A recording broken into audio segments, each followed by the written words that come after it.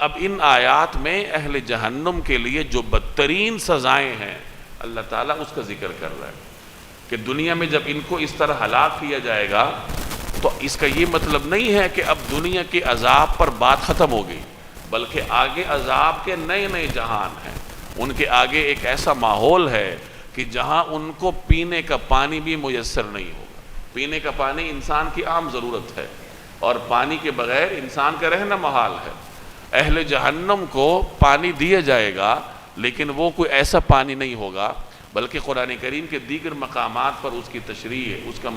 اس کی وضاحت موجود ہے کہ اہل جہنم کے زخموں سے جو رسنے والا پیپ ہوگا وہی جہنمیوں کو بطور مشروب کے پیش کیا جائے گا، اور ایسا گرم ہوگا کہ جس کو پینے کے بعد ان کی انتڑیاں تک ٹوٹ کر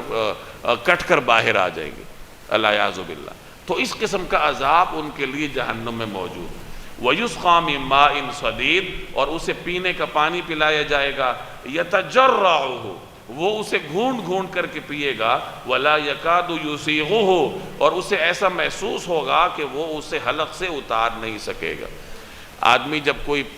صاف پانی پیتا ہے، ٹھنڈا پانی خوشگوار طریقے سے پی لیتا ہے، اس کو کہتے ہیں اساغت۔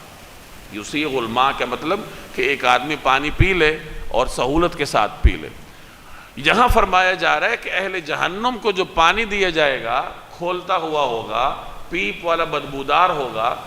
تو اب انہیں گھونٹ گھونٹ کر کے پینا پڑے گا۔ ظاہر ہے کہ اس کو پینا ممکن ہی نہیں ہے، لیکن وہ اس کو پینے پر مجبور ہوں گے، اور انہیں ایسا لگے گا جیسے ہم تو اس کو حلق سے اتار ہی نہیں پائیں گے،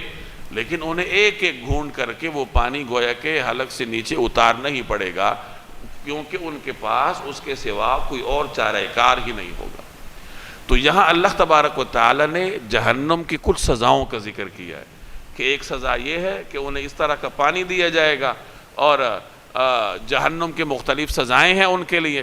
اب آیت کے اگلے حصے میں جہنم کے عمومی ماحول کا بیان کہ جہنم کا ماحول ایسا ہوگا، سزائیں ایسی ہوں گی کہ جہنمی کو چاروں طرف موت ہی نظر آئے گی۔ ان الفاظ میں جہنم کا پورا نقشہ اللہ نے بیان کر دیا کہ جہنمی ایسا محسوس کرے گا کہ میرے لیے تو ہر طرف موت ہی موت ہے، چاروں طرف، آگے بھی پیچھے بھی دائیں بھی بائیں بھی، ہر طرف آگ کی لپٹیں ہوں گی، ہر طرف مختلف قسم کے دکھ برے اور درد والے عذاب ہوں گے، تو چاروں طرف اس کو موت نظر آئے گی۔ اس کا یہ مطلب نہیں ہوگا کہ وہ موت کا ذائقہ چکھ کر فانی ہو جائے گا، بلکہ موت تو نظر آئے گی لیکن مرے گا نہیں۔ اسی کا ذکر ہے وَيَأْتِيهِ الْمَوْتُ مِنْ كُلِّ مَكَانٍ، موت اس پر ہر طرف سے آ رہی ہوگی، وَمَا هُوَ بِمَيِّتٍ، مگر وہ مرے گا نہیں۔ جب اللہ تعالیٰ اہل جنت کو جنت بھیج دے گا اور اہل جہنم کو جہنم بھیج دے گا،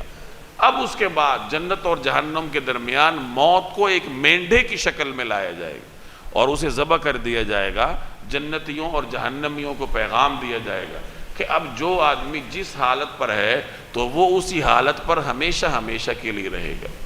آدمی جب اس ہمیشگی کے بارے میں سوچتا ہے تو اس کے تصور میں بھی نہیں آتا کہ وہ ہمیشگی کیسی ہوگی، لیکن بہرحال وہ ہمیشہ کی زندگی ہے جس کے لیے فنا نہیں ہے، جس کے لیے اختتام نہیں ہے۔ اس لیے فرمایا کہ انہیں موت تو نظر آ رہی ہوگی، موت سے بڑھ کر تکلیف ان کو ہوگی، لیکن ان کو موت آئے گی نہیں، کیونکہ موت آنے کے بعد تو معاملہ ختم ہو جاتا ہے۔ قرآن کریم کی ایک آیت کا مفہوم ہے کہ اہل جہنم آگ سے جلنے کی وجہ سے اپنی جلد سے محروم ہو جائیں گے، تو اللہ تعالیٰ اس پر نئی جلد چڑھا دے گا۔ چنانچہ ہر دفعہ انہیں ایسا محسوس ہوگا جیسے ہماری کھال جل رہی ہے۔ کھال جلنے کی جو تکلیف ہوتی ہے انسان اس کا سامنا بھی نہیں کر سکتا، تو ایک دفعہ کھال جلنے کے بعد نئے سرے سے کھال آ جائے گی، پھر نئے سرے سے کھال آ جائے گی۔ تو اس طریقے سے مختلف طریقوں سے ان کو سزا سے دوچار کیا جائے گا۔ ان لوگوں کو جو دنیا میں فرعون بنے پھرتے تھے، جو دنیا میں یہ کہتے تھے کہ بس ہم ہی ہیں، ہمارے سوا تو کوئی اور نہیں ہے، جو لوگ دنیا میں عاجزی کے ساتھ رہتے ہیں، اللہ کے سامنے توبہ طائب رہتے ہیں، اللہ پر ایمان رکھتے ہیں، جب گناہ کرتے ہیں تو توبہ کر لیتے ہیں، تو ایسے لوگوں کو اللہ تبارک و تعالی اپنی رحمت کے سائے ملے گا۔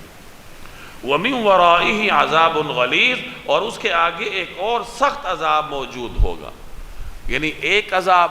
اور اس کے بعد آنے والا عذاب پہلے والے سے بھی سخت، اس کے بعد پہلے والے سے بھی سخت۔ جیسے اہل جہنم کے لیے، اہل جنت کے لیے ہر نعمت منفرد ہوگی،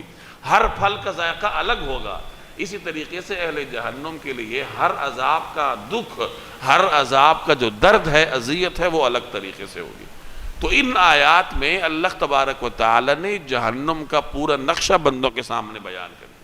اور اسی لیے بیان کیا ہے کہ آدمی اس کو پڑھے، ہوش کے ناخن لے، اللہ کی طرف رجوع کرے اور اپنے آپ کو اس جہنم سے بچانے کی کوشش کرے۔ ایک آدمی پھر بھی اپنے آپ کو جہنم سے نہیں بچاتا اور نافرمانی پر ڈٹا رہتا ہے، شیطان کے راستے پر چلتا ہے، تو پھر وہ اپنے نقصان کا خود ہی ذمہ دار ہے۔